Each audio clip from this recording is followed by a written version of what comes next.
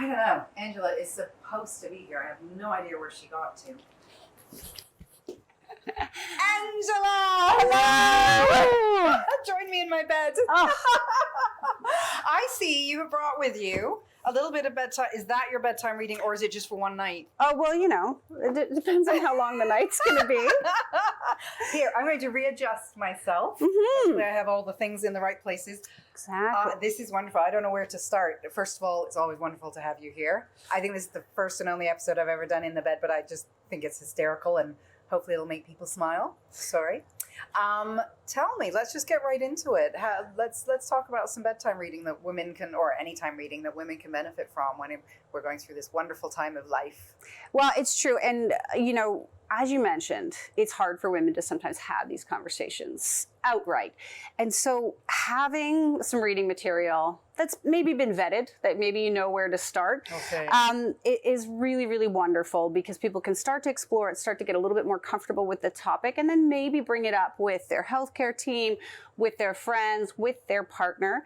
And some of these books are amazing for partners to read as a radical act of partner devotion. You know, understanding what your partner may be going through. So a couple of classics.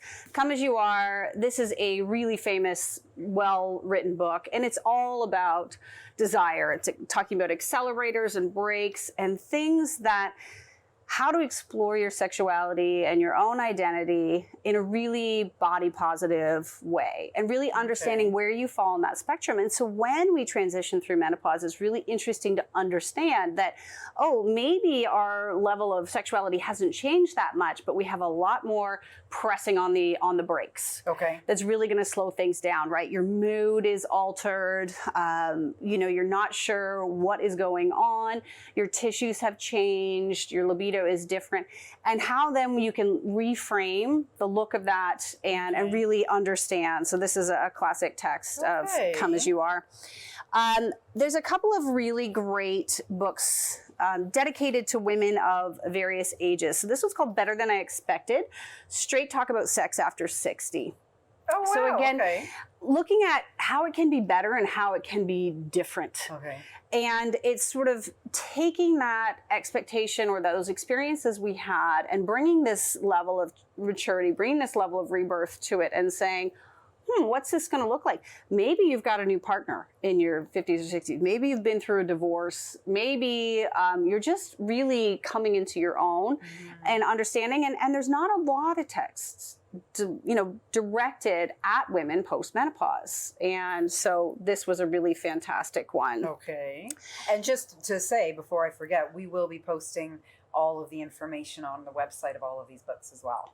Yes, and this one is another really interesting one. This is called The Women's Anatomy of Arousal. Okay. So again, it's been taboo, century over century for women to have sexual desire, women to understand their own bodies.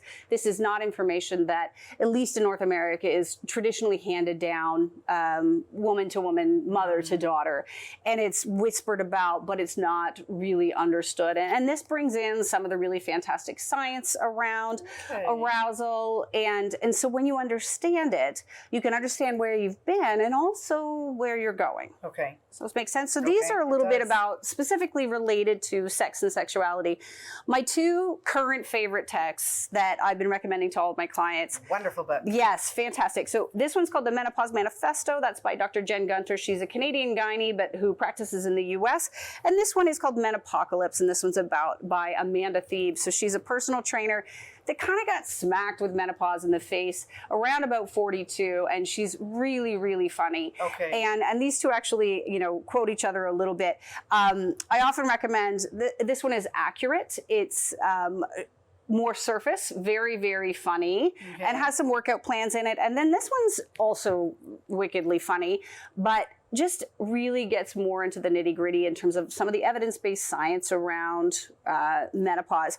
So often I'll be recommending any one of these 5 books. Again, you don't need 4,000, but you need to sink your teeth into maybe one or two. Yeah. And I laughed when I was reading this one out loud. I read a section out loud to my partner, and he just looked at me and he said, "Did you write this book?" And I said, "Oh, "No." how funny. But it just, the voice is there. It's very funny. And it's really, really, both of these are really wonderful books for partners to read, to really kind of get a sense of the spectrum of the experience that a female partner may be going through, or anyone with a uterus that's going to go through menopause is, or without a uterus at this point, as well. But they're really, really great ways to then also couch your conversations with your health practitioners and to say, okay, I've been reading this. These are the questions I have. And both of these books guide you to that. Like, okay, here are ways to bring this up with your healthcare provider if you're concerned about that. And, it looks at the role of hormones in sexuality. I mean, these ones are a little bit less directed at specifically around sexuality, but the other three are, and they're loads of fun, and they're often quite funny, and they're very informative, and these are kind of my top five texts. Angela's top 5. That's fantastic. A huge help to women, I think, and I loved your point about the men perhaps reading those two as well, because we've talked about it so many times before that menopause can be so much, if a woman is married to a man, can be so much about the husband struggling through it too, because they don't have the body to know what the woman is going through. So knowing what the woman is going through, knowing also how maybe the conversations they can have, then knowing maybe they have questions to bring up to the health practitioner as well. So I think all of this just opens those conversations up. So these are brilliant. Well, and one of the things you and I talked about too is it's that bridge to communication. And the last person we want to listen to often is our partner. I don't know, maybe not me, of course, but it's that idea of, hey, I actually have a conversation starter now, and now I've got a framework for maybe part of the experience that I'm going through, and they can understand it, rather than listening to me sort of try and describe the whirlwind of what I'm going through. These are wonderful ways to just get to a common ground of, hey, is this part of your experience? Yeah, I don't get it like that, but this is what I'm going through. And really just keep that communication open, because when we're talking about sexuality and intimacy and self-love or love with a partner, it's all about communication. And that's a brilliant place to end this, because we're going to be talking about communication and how to communicate and all of these things. But I don't know, I'm getting a bit hot on the bed here. So how about we take it over and sit in our chairs? Sounds wonderful.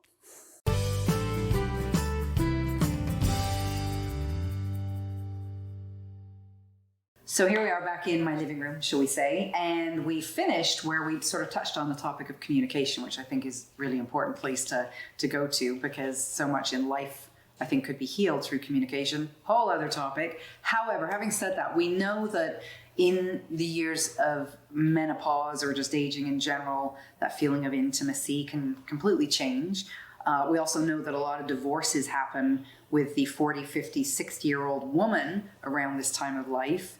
And they say that perhaps sometimes communication could help, maybe alleviate that. So let's talk about communication as we age, all to do with communicating better needs to our significant others and otherwise. Well, we know, and particularly we know for women, that, intimacy, sexuality, arousal is really a brain driver, right? And so if you're not feeling seen, if you're not feeling heard, boom, it's a big press on the brakes, right? It's definitely not pressing on the accelerator. And so when you're in this transition from perimenopause to menopause or postmenopause, and you don't maybe understand what's going on with your own body, and you're experiencing a whirlwind of things, you may not understand them. You're more irritable. You start to maybe think, oh my gosh, maybe I'm just in a terrible marriage, a terrible partnership. What is going on? I have no interest. And so this is where we'll tend to tunnel a little bit. We'll say, okay, well, it's clearly me, or something wrong with us. And we may not have a strong history of really clear communication about tough issues that are so personal. And when, sexuality and desire, and then your body is changing and you're not feeling at home in your own skin, well, then it just opens up a whole new area of either shame or mistrust or miscommunication.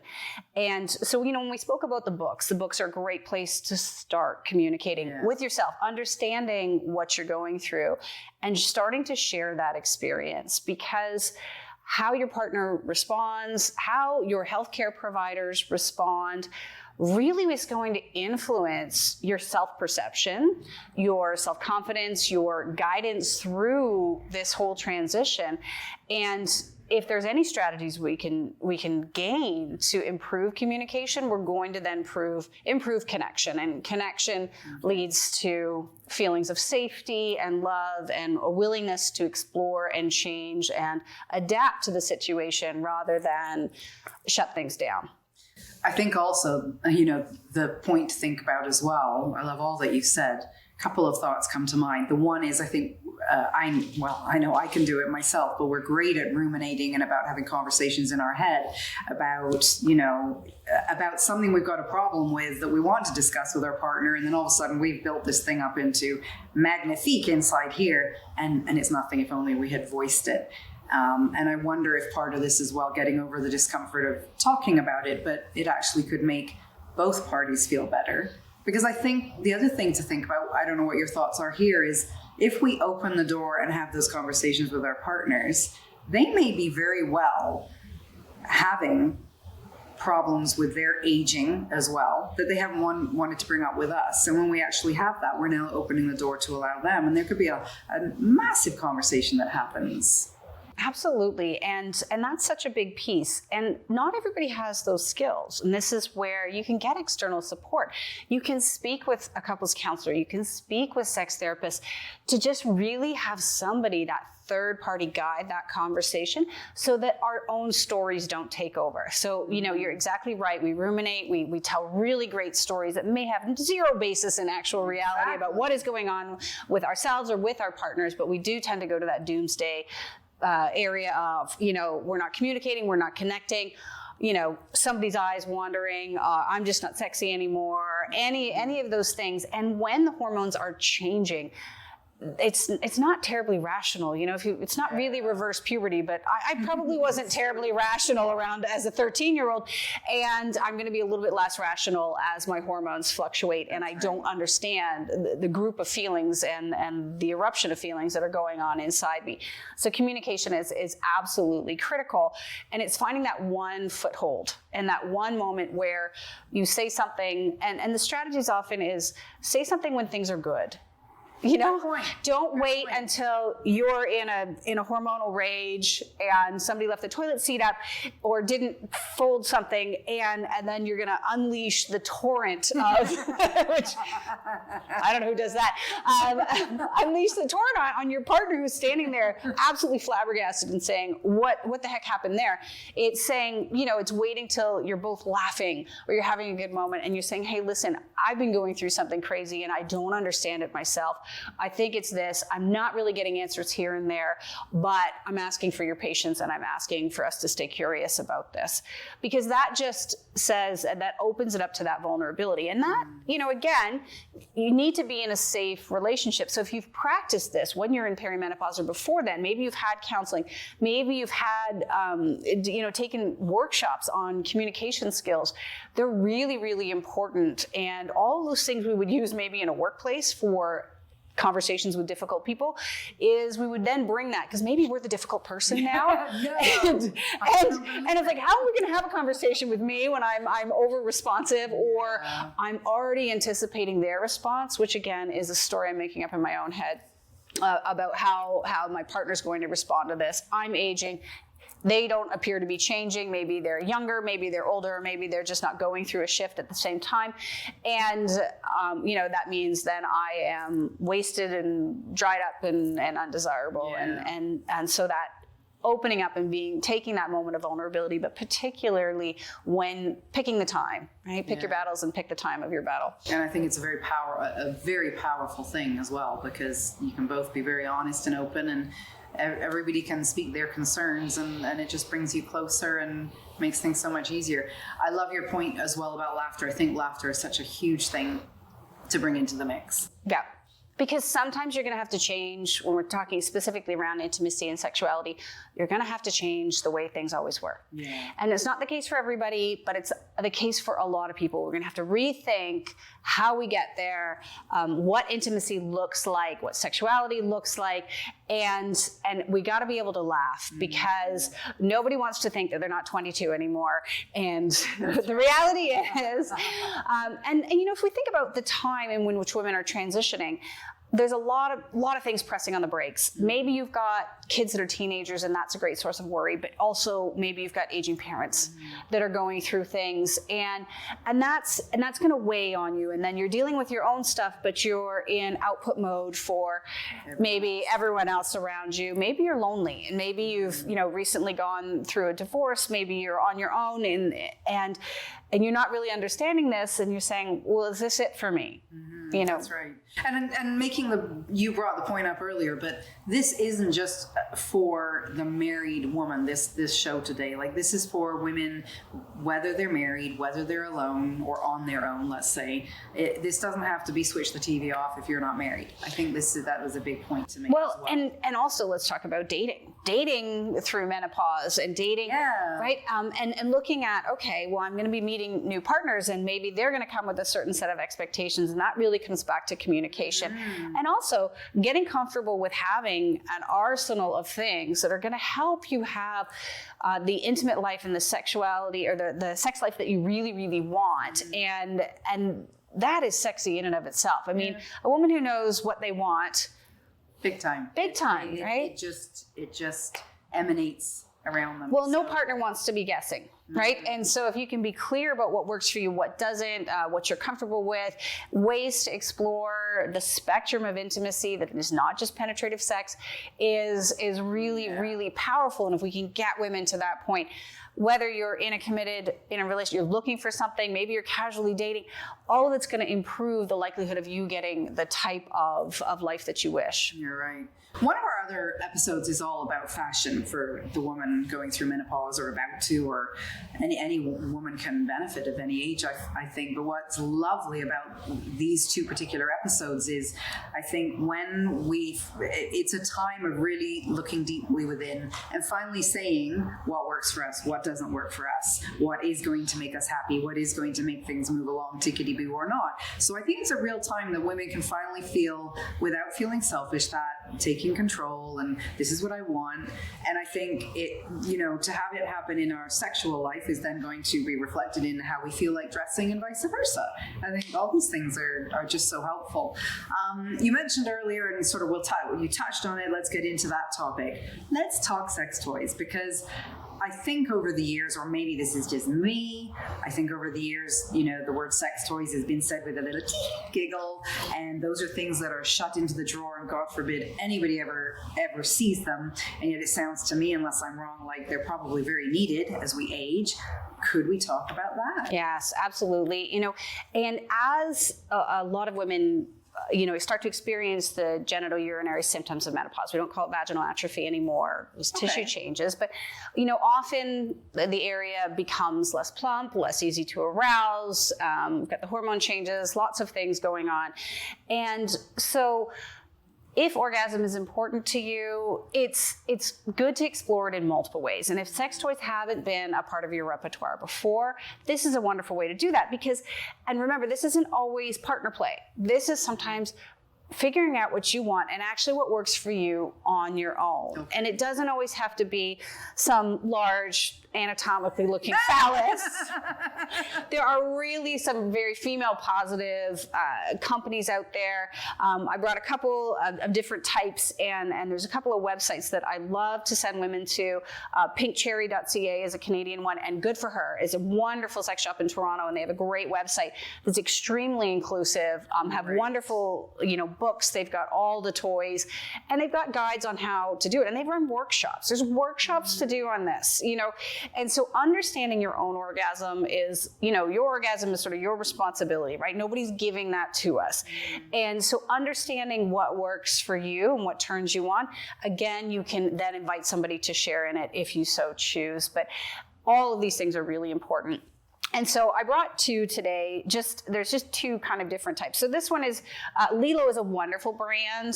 This is their Gigi. It's I thought maybe you called him Lilo. I did not call this one Lilo. This is the brand. They have waterproof ones, so you can explore this in the tub with yourself if that's the only space that you get. You know, a little space from your kids, and they're wonderful. They're not offensive to people. They're not massive, but there's lots out there to really kind of whatever you like. There are a silicone-based cover, so you want to make sure you're using a water-based lubricant if you're using these for those, because otherwise silicone is like sand on sand, and it's going to degrade the medical grade silicone. These have great lasting life. They have so many different types. So this one could be used just externally. It could be used by a partner, used by yourself, or could be used for penetration as well. This one is supposed to get the G-spot and different things, but. And then these ones, this is called, I forget the name of this one. Looks so pretty. They do, and this is it, right? So, sex toys in the 80s and 90s were sex toys in the 80s and 90s. Let's just say that. And so they're a lot more elegant. They're a lot more discreet. They're quite lovely. The craftsmanship is quite good. And this one's called a lay-on vibrator. So it has nothing to do with penetration. Oh. And so it buzzes, and you can lay on it or just apply it with pressure, and just exploring all the different ways in which, and the different flavors and varieties of orgasm you can achieve, and how you can bring this into partner play, because it doesn't mean necessarily that, I forget what the data is, like 20% of women will never orgasm during penetrative sex anyway, if that's a part of the lifestyle, right? We look at same-sex couples. There's just so many ways to go about things that, we want to be open to exploring what that looks like. And when you can figure that out, and you've got an elegant little device that isn't that if you're in a restaurant and it falls out, you don't have to go, clearly, because I always carry mine to a restaurant. Sorry, you've had a good time. Well, you never know where that date's going to go, right? It's just like, I'm going to pack that in with me. It's like, I don't know what that is. But there really is. And the other big thing when it comes to sexual play in any way, shape, or form, if you are in the perimenopause to postmenopause time, and the tissues are a little bit drier, is a really good lube. Lube is if you've never had to use it, it's going to be your new best friend, because nobody wants to feel like sandpaper. Nobody wants, tender tissues. And as a pelvic health physiotherapist, this is kind of where I will shine, is we look at the tissue health. We look at, are the muscles strong? Are they supple? Are they tender? Are they tight? And what kind of lube are you using? So when we have tissues that are experiencing those changes with the change in the hormones, they can become a little bit more fragile, and can be more sensitive. And so you don't want to use a lube with a lot of crap in it. You don't want glycerin and paraben. And so I brought a couple. So Slippery Stuff is a really popular one. This is a very large tube of it. Slippery Stuff is a great one. It's a water-based lube. So Yes is a great brand as well. Yes, and Slippery Stuff. So they're free of a lot of things that could be estrogen mimickers, or that just throw off the balance in delicate tissues. Why we're putting these in mucous membranes when they're full of... Which is funny, because we think about what we put on our, I know I do, and a lot of women are going that way. You think about what you put on your skin and on your hair and everything. Do you really? You really got to think about it. That out to me, it was like, do you ever think about? What type of lube you're using, right? So Slippery Stuff is a great one, and it's a great water-based lube. So if you're not using protection, say STIs and pregnancy are not your concern, then if you want something with a little bit of staying power, because maybe things take a little longer for either partner, then you might want to consider a silicone-based lube. So this is Sliquid Silver, and it has a little bit more staying power. So again, a silicone-based lube can degrade condoms. So if you're using a silicone-based lube, you want to make sure it's approved for the condom that you're using. And there's so many better condoms out there now, better quality, and again, less stuff in them that's going to irritate delicate tissues. Okay. So silicone-based one, and these are all available on Good for Her. A lot of them are on well.ca, and a lot of them are at pinkcherry.ca. Just kind of those are the three sites I use. This one's definitely a drugstore brand. So this is Astroglide sensitive. It's not meant to have any glycerin or parabens.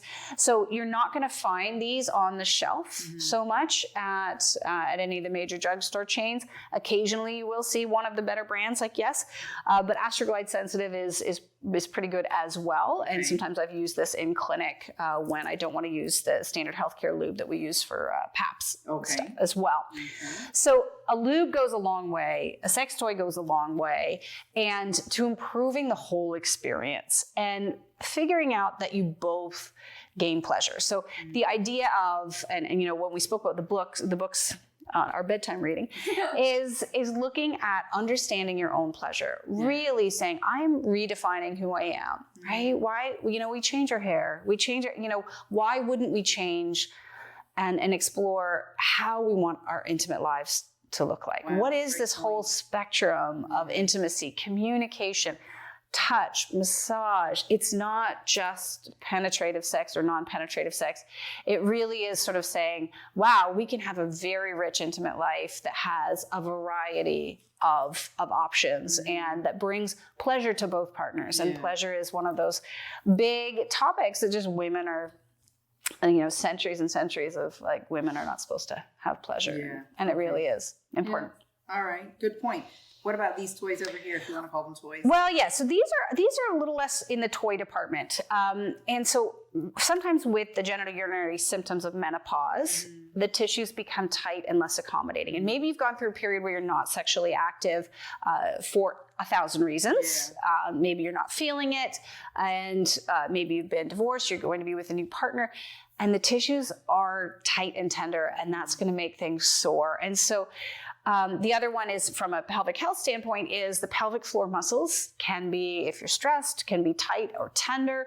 They can be, shortened in certain areas. So once you've seen a pelvic health physiotherapist and we've determined what the state of the union is down there, we might recommend something like a pelvic wand. And so this is very much like my finger, and these are hard to explain, but they look more intimidating when they're in the box.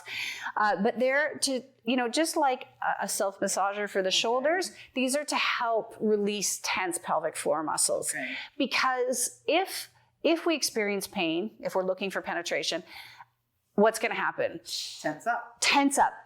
And if you've got tender muscles, or maybe depending on where, things are bouncing, you're hitting a tender muscle and then everything tenses up and the whole pleasure just drops and it's a huge pressing on the brakes.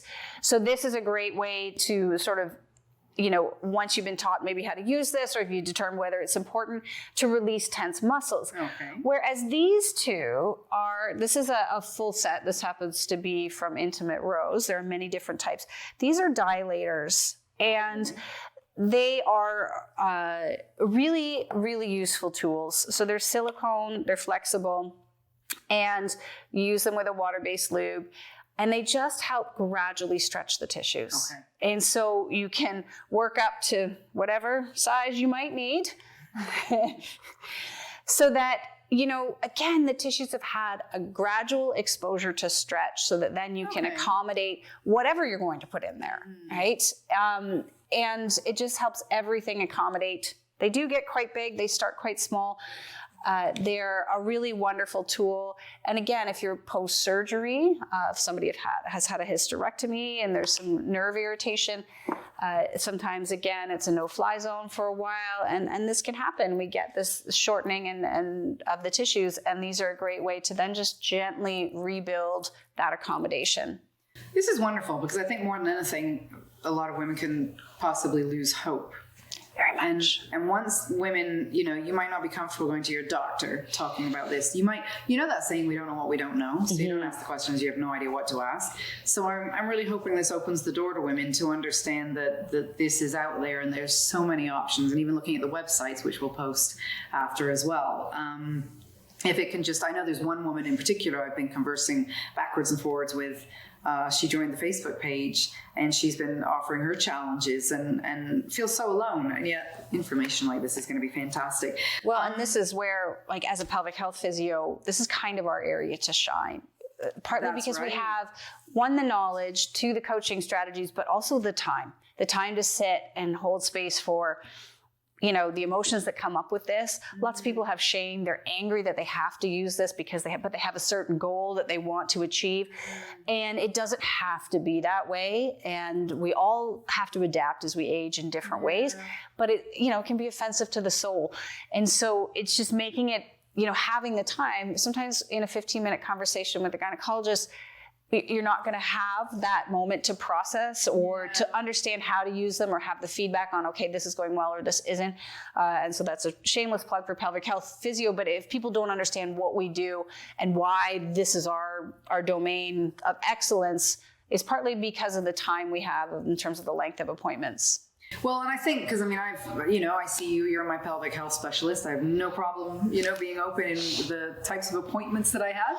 You're brilliant. But what I have found is there's many reasons I find what you do so amazing and helpful. But as well with, we can have certain issues in one part of the body and it reflects in another. So my tight hip or my tight lower back might be nothing to do with that. It might actually be something to do with my pelvic health, which I find that incredible. So I think it's really important women start to realize the importance of their pelvic health, their inside health, as well as their outside health. Well, and men too, because again, and if you can talk to your own partner and say, okay, we're having erectile issues, they're having pain with intimacy, they're having different issues. It's just a little bit different for men and women, but not that different. Really, they all have pelvic floors. And when you sort of open that conversation of like, okay, intimacy was uncomfortable to me because I would get a hip cramp, but I've addressed this, maybe we can then open up that conversation to our male friends and partners as well about that this is an option for them as well. So just so that I get this right, I always assumed a pelvic health specialist was only for women. Oh, no. I hope men and women alike hear that point, because I did not, in my ignorance. Well, and poor men get left out of the conversation for so long, and then that affects their intimacy. Maybe they're dealing with their own things, and then you've got a partner in menopause, and the communication, again, coming back to that, is breaking down. Men with genital pain, testicular pain, penile pain, pain with erection or ejaculation, any of those things, low back pain, hip pain, all of those things are really our domains. It's, the prostate gets blamed for so much, but in fact, often a lot of it is pelvic floor dysfunction, or just nobody's actually looked and moved it in a non-sexual way. Is really exploring what's going on in that area. And the men that come through our office have just been, through the rigmarole for a really, really long time. Wow. And again, when you look at both sides of that, if it's a male-female partnership, transitioning, you can see how things so easily break down around this time. Absolutely. You can see why there's such that huge, it was 10 years ago, the percentage was very high, around 60% of the divorce rates were for the woman 40 to 60. And you can see why now is there's never been conversation, very rarely. I don't mean there's been a lot of conversation. I don't mean to say we're the first talking about it. But if we think back to previous generations, there was very little discussion about this kind of thing. And I think women probably did feel very alone. And that, these last few decades has started to change and the conversation does start to happen. But I think when we can start really understanding each other, and that, you may be affected by aging, I'm affected by aging in different ways, but how can we survive this together? I think that's huge. And coming to that, the idea of getting that third party help, getting couples counseling. Every time you go through something, a big transition in your life, is a great time to get somebody who's got skills in this area.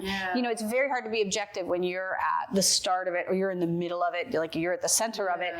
And when you're both trapped in your own stories and feeling unseen and unheard and disconnected, having somebody help you navigate that is invaluable. And London's got wonderful counselors, it's got wonderful sex therapists.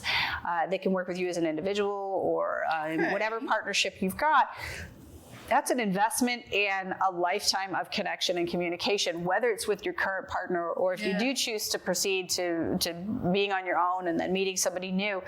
All of these things, you're bringing a whole new skill set that you maybe got through without needing. We probably always needed it, but it becomes really apparent when the partners are phasing through life's transitions at different speeds or at different times. That's very important, because I think like any kind of therapy, again, going back decades, if you had a therapist, there was something wrong with you. If you said quietly that you were seeing someone, whereas again, that's become quite rightly into the forefront now over this last period. And it's very healthy to see someone, to speak to someone, wherever you are in life, I feel. But again, even with sex therapists, there used to be a bit, maybe just me growing up, but if you brought that up with a friend, if the word sex therapist, people would chuckle and laugh, and it was an uncomfortable thing. Whereas again, it's so important now, it's so needed. And I think for people that there might be that level of discomfort, it's so good for them to hear this from you today, to go,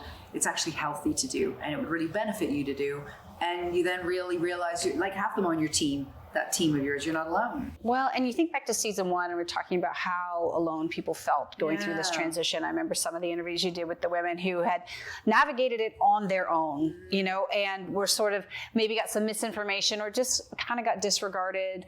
And then to try and do that on your own it's just going to further bury you and sit you in a place of shame and feeling of loss and grief with no path forward. And really it is about getting people who know what they're talking about, they're experts in their field, and to guide you and to coach you. Coaching is so important in these domains, and to catch you when you're in your stories, or help you navigate what really is going on with you medically and physically as well, and helping maybe a partner or loved one understand that. So I know, here's my ignorance showing up, that way back when I was starting this whole process of the show, I had never intended seeing anyone for my pelvic health. I didn't understand how important it was. I help people with their outsides, and I help people with their mindset. It actually hadn't dawned on me. So when I reached out to you, it was for the show, and we were going to, and from speaking to you, it made me realize that this is really important, and I'm so glad. So I think the point I want to make there with women is that maybe they feel they don't need the help, or there's no, have a pelvic health specialist work with you, even if it's just one appointment, because the things you learn, the things that I have learned from you, aside from what I first came to see you about, and the things I'm learning, it's just invaluable, totally invaluable. And it's not all me, doing an internal exam and feeling what the pelvic floor muscles is. It's really spending time with somebody who understands that spectrum of all the things that can go on, and asking the questions. And again, we talked about a little bit in season 1 was the incontinence piece. And when I asked people, are you dealing with that? Oh, I'm just leaking a little. Well, that's important. Does that impede how comfortable you are in bed with your partner? Yeah, that's right. Oh, I'm worried about that, so I'm going to hold back. And, it becomes such a layered and engaging conversation where really we get at all the things that maybe you're putting up with that you don't appreciate, but you don't really know that there's an option and ways. Right. And often the ways to fix it of sorts are quite simple. Yeah. This isn't. That's a good point. That's a very good point, that sometimes we can build things up to seem so terrible, but if we just speak to the right person, we know that. All right, great information. We're going to go to a break. We'll be back in a couple of minutes, and we're going to leave everybody thinking a little bit while we have a little break. Wonderful.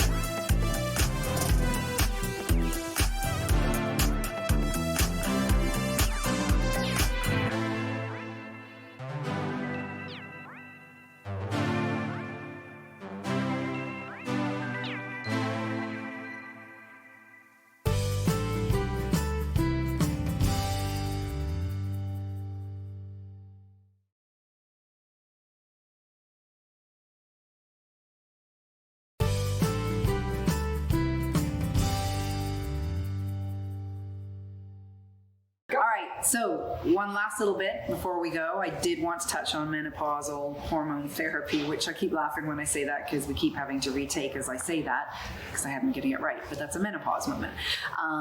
Let's talk about that because you made a really great point about the fact that you don't actually have to be considering hormone replacement. You don't have to be in the situation where you need it in order to look at that as an option. Is that right? Am I understanding that correctly? Well, and again, as a physio, I can't prescribe hormones and I can't, Absolutely. but we can do is have that conversation. So I'm going to be building on the work of the gynecologist that I've gotten to know. And is one, Jen Gunter just recently posted a great post on one of her menopause minutes. And it was, we don't need your hormone levels to prescribe menopause hormone therapy. So we don't need to know because that's it. Because your hormones are going to fluctuate day to day. If you don't have a regular period, it's hard to know where in your cycle and what you're expecting all the different hormone levels to be. If you think you are experiencing a lot of the negative symptoms associated with menopause that could respond to menopausal hormone therapy, and there is a variety, there's different types, whether it's estrogen and progesterone and all the different types that go along with that, a good provider should be willing to have that conversation, can prescribe you those and then monitor to see if you're responding well. Okay. And not everybody takes an oral pill or a patch. Some people just use vaginal estrogen. Vaginal estrogen can help with a lot of the genitourinary symptoms of menopause. And there's some interesting evidence around some hyaluronic acid that can have a similar plumping effect on the tissues that can help with incontinence and sexual arousal and just tissue tolerance to intimacy. But I think the important thing is don't take the first answer as the only answer, right? Okay. Go back and have the conversation, because if you're suffering and you have questions about whether menopause hormone therapy would maybe alleviate some of that suffering, then by all means, keep escalating your questions so that you're understanding maybe why somebody is saying you are too high risk in this category for this type of hormone therapy, or you're an ideal candidate for this. Those are really, really important. One of the other menopause minutes Jen Gunter popped out there was, she said, one of the first things long before I prescribe menopause hormone therapy for any of this associated symptoms and the secondary effects of the hormone changes, so the diabetes, the cardiovascular disease, and the osteoporosis, the most important thing is exercise. So, and as a physio, that's my bread and butter. And as a coach and a trainer, this is your bread and butter. So weight training, all of these things, exercise, and it's not talking, crazy redlining, exhaustion, endurance work. Yeah. That actually can sometimes work against you. It's really, I'm going to put in a lot of nourishing load. I'm going to lift heavy, but I'm not going to lift for hours. I do a 30-minute workout or a 20-minute workout. I'm going to make it count for what I'm doing. And a lot of that exercise and weightlifting has been shown to help reduce the incidence of hot flashes and hot flushes. That's right. All of these things are really, really important. And when we feel strong and we feel present and well mapped in our bodies, then that translates well to our intimate life. It translates well to our self-confidence, where we feel, where we start, where we stop, all of our helping to maintain our boundaries and really sort of advocating for the information we want. So menopause hormone therapy isn't the answer for everybody. It is out there. And if somebody's saying, but you still have a period, we're not ready to do that, maybe it's time to get a second opinion as well, so that you really understand why. If you're not getting, all you're getting is you still have a period, we're not doing that, that's an insufficient answer in my experience. And so you're not in front of somebody who really gets the up-to-date guidelines around menopause. Okay. Yeah, all great information. I have one little niggling thought, and this wasn't something I had discussed with you, so if I'm putting you on the spot, but I'm thinking of one person in particular who reached out, who had mentioned that her, and I think this happens with a lot of women, the libido has just gone. What kind of woman whose libido is completely gone, but there's no even wish, there's no thought, it's not on the radar, couldn't even care about it? And this is what I'm hearing from women as well. What can that woman do? Is there hope about her even being able to think of it again, about enjoy sex again? How can she get herself where she's actually looking forward to it again? Absolutely. And that's not just a hormone drop. That is usually, there are probably 15 factors going into that. So one of the gynecologists I spoke with had said, if you're really noticing your libido is tanking and we're looking at these, we could potentially, titrate in a little bit of testosterone. Not a lot of people are terribly comfortable with that, but they want to look at your levels. And that can be a Band-Aid fix in a sense. It can be a game changer for some women. I think it's exploring, again, what does intimacy mean to you? And this speaks to the communication with yourself, being honest with yourself. If it has genuinely gone and it's irrelevant to you and it's not affecting your partnership, both anybody you're with is on board or you're not interested in dating, that's one thing. But if there's a disconnect there, that is, we're going to talk to somebody. You're going to explore those feelings because it is never just one factor. Is it, I am so tired, because we know fatigue is such a big feature. I'm so tired. Well, okay, so libido may be the goal if it's a long-term goal, but maybe we need to start with sleep and nutrition. Because that's going to set you up for success. And you've never had to look at that because you've always slept wonderfully and now it's different. So, we don't necessarily start with libido unless, we look at all the factors that would come into that. Sure. And you really have to look at that big picture from that 360 standpoint. And again, sometimes it's just sort of saying, well, what was my libido like before? How do I define that? Orgasm is wonderful for the pelvic floor. It's wonderful for the body. Maybe it's just something you're going to explore on your own until you're ready to share it with somebody else. Awesome. Well, thank you.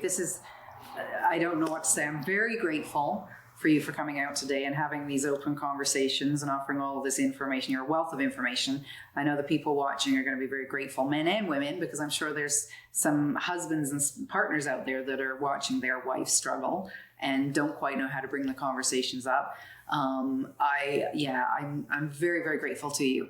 I think at the end of the day, all of this time of life is about really knowing that we're going through change and it's a time where we can choose to thrive or not. And in every sense of the word and in every part of our life, from our sexual health to our body to our nutrition, everything changes. It's a new starting point. So what we're doing now isn't going to be the same as 10, 15 years ago. What can we do to move forward? And how do you put yourself back on the map and make yourself that priority? And none of this is going to work if you're, that sandwiched person who has refused to put yourself as one of your top priorities. That's right. A friend of mine always says to me, after me, you come first.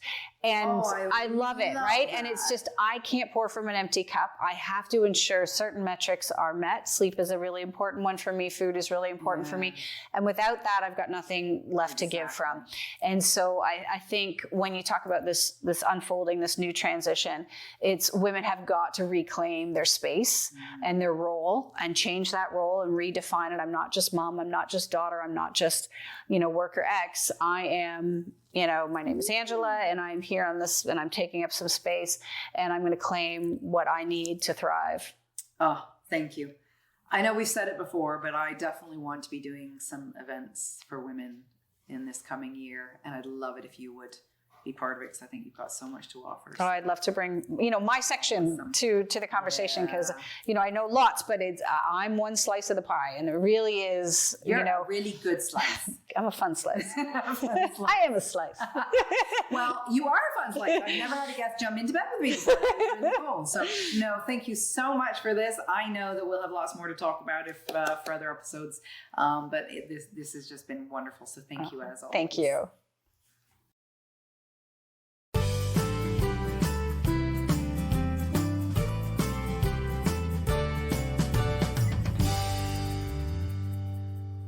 Time to sparkle, my friends. So, as with so many things in menopause, one symptom can often beget another symptom. Alternatively, by improving, keeping ourselves healthy and strong, well, this can have a positive impact on other symptoms as well. Our sexual health is absolutely no different in this. Our physical health definitely impacts our sexual health. From heart health, from circulatory health, to what we eat. They can all have an impact on helping keep our body and our sex health functioning. And functioning at an optimal level, even more important. And friends, our mental health is no different. This has a huge part on our healthy and happy sex life. After all, quoting Dr. Lisa Mosconi again, women's health is really brain health. Look at the areas of your life where you could improve and don't hesitate to reach out to me to help. After all, this is what I help women do. So my friends, time to sparkle.